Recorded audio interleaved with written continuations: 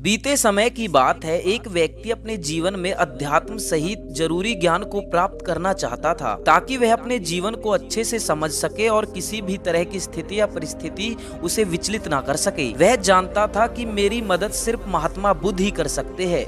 उसकी महात्मा बुद्ध से ज्ञान प्राप्त करने की लालसा बहुत तीव्र थी और इस तरह खूब सारा अध्यात्म ज्ञान पाकर अपने जीवन को बेहतर और सुखद बनाने की चाह में वह व्यक्ति महात्मा बुद्ध के पास पहुंचा। उस व्यक्ति ने हाथ जोड़कर बुद्ध से कहा, हे बुद्ध, कृपया आप मुझे अपना शिष्य बना लीजिए। मैं आपसे बहुत सारा ज्ञान सीखना चाहता हूँ, जिससे मेरी जिंदगी बदल सके और मैं अपनी जिंदगी में आगे बढ़ सकूं, अपनी जिंदगी को बेहतर बना सकूं। बुद्ध ने उस व्यक्ति की तरफ देखा और कहा, हे बालक, यदि तुम मुझसे शिक्षा ग्रहण करना चाहते हो या मुझसे कुछ सीखना चाहते हो तो तुम आज से 10 दिन बाद मेरे पास आना।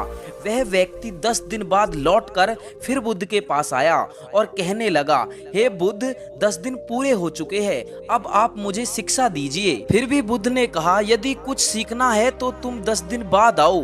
ऐसे ही कई महीनों तक चलता रहा।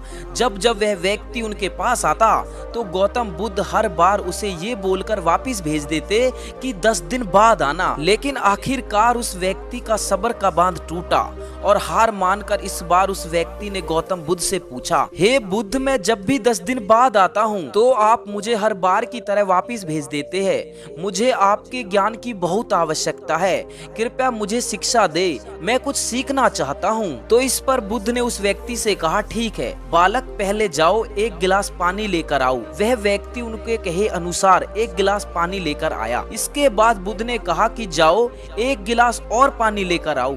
वह उनके कहे अनुसार एक और पानी से भरा गिलास लेकर आया। फिर महात्मा बुद्ध ने कहा कि पहले वाले गिलास में कुछ मिट्टी डाल दो।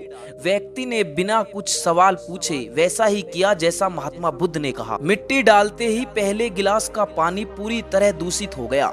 अब महात्मा बुद्ध ने उस व्यक्ति से कहा कि इस पहले वाले गिलास का पानी दूसरे गिलास में डाल दो। फिर वह व्यक्ति बोला, महाराज जी, यदि मैंने ऐसा किया तो पहले वाले गिलास का पानी न सिर्फ बाहर ही गिरकर व्यर्थ हो जाएगा बल्कि पानी गंदा भी हो जाएगा। पहला गिलास पहले से ही जल से भरा हुआ है, उसमें अब दूसरे गिलास का पानी भला कैसे समा सकता है। इस पर महात्मा बुद्ध मुस्कुराए और बोले, यही तो मैं आपको समझाना चाहता हूँ कि तुम अभी ज्ञान अर्जित करने के योग्य नहीं हो, क्योंकि तुम्हारा मन उस भरे हुए गंदे पानी के गिलास की तरह पहले से ही तरह तरह के फालतू व बुरे ज्ञान से भरा पड़ा है। तो ऐसे में मेरे द्वारा दिया गया ज्ञान भला तुम्हारे मन में कैसे समा सकता है। यदि मैंने ज्ञान देना शुरू भी कर दिया तो वह ज्ञान न सिर्फ व्यर्थ जाएगा बल्कि स्वयं दूषित भी हो जाएगा। अतः तुम्हें सही ज्ञान प्राप्त करने के लिए और अध्यात्म ज्ञान को समझने से पहले तुम्हें अपना मन उन गलत और नकारात्मक विचारों से खाली करना होगा जो तुम्हारे मन में पहले से ही भरे पड़े हैं। अध्यात्म ज्ञान को हासिल करने के लिए मन का पूरी तरह से खाली होना अनिवार्य है। यदि तुम खुद से ये बात कहते रहोगे कि तुम्हें हर बात का ज्ञान है तो तुम कभी भी कुछ नहीं सीख सकते। इसलिए पहले गिलास के पानी को तुम खाली करो, तभी तुम दूसरे गिलास का पानी डालोगे तो उसमें पानी समा पाएगा। इसी प्रकार तुम दिमाग को खाली करो, अपने मन के पुराने विचारों को बाहर निकालो।